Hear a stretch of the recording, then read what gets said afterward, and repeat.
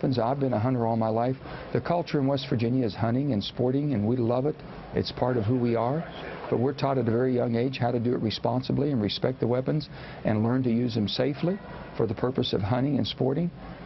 With that being said, I've never been hunting with anyone with an assault weapon. I've never been hunting with anyone with multiple clips of 10, 15, 20, or 30 rounds in it. You know, in deer hunting, we maybe have 3 shells in our gun, and that's the sport of what we do.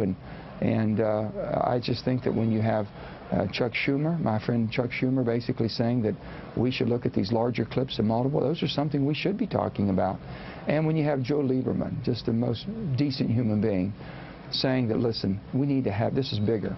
It's about mental illness. It's about keeping our children safe in our schools. You know, one of the 5 promises we should all keep to children, and one of the basic promises, every child should have a safe place, and sometimes it might not always be the home. But it's always usually been a school, and now that's even taken off. Yeah. It's unbelievable. Agreed here, Senator. The NRA themselves have been relatively quiet on the issue. There were reports today they've deactivated their Facebook page. Have they spoken to you, and what do you think their response would be to a Feinstein bill if it got broad support? Well, you know, and where the NRA would come from, and I have reached out and spoken to them, and I intend to do an awful lot more. I want them engaged in this dialogue. These are good people, and they need to be at the table. And bottom line is what we're asking is for all of us to come together and see a reasonable approach that we can take. And we're still protecting the Second Amendment rights. That's their concern, and my concern also. And again, they don't need to be villainized, nor should they be.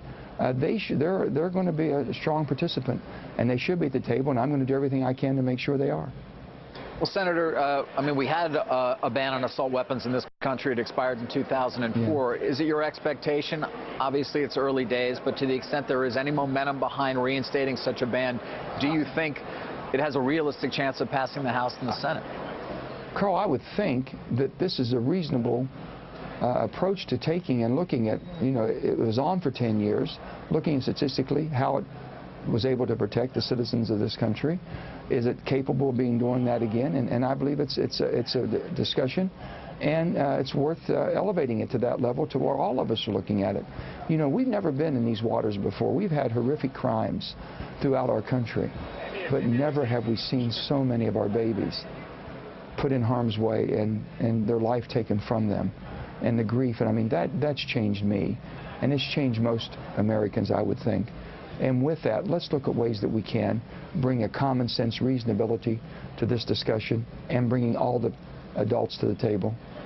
And Senator, when thinking about a new potential ban, what could that look like? I'm asking because that federal ban that David had mentioned that expired in 2004, there are ways that manufacturers were able to get around that ban by just making small tweaks to the weapons, but essentially keeping them assault weapons for all intents and purposes. Yeah. What sorts of, specifics are you going to get into? Well, I think we need to look at everything. I think Dianne Feinstein has had a bill. She says she's worked it, and she'll be bringing that bill to the floor. I'm anxious to sit and talk to her.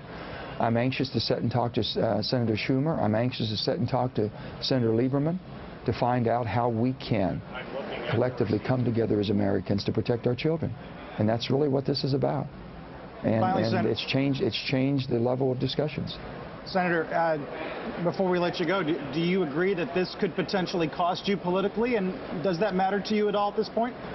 I don't think that, you know, if people start thinking about politics in this time, I mean, there's a time, I guess, for everything, but when you have children, and we see, I can only imagine as a parent and grandparent, Carl, the grief, the pain, and I just don't think that we should ever put one child in harm's way. And if we can prevent that, we should, and I'm willing to, I guess, face whatever would come. But the bottom line is, I think that we can.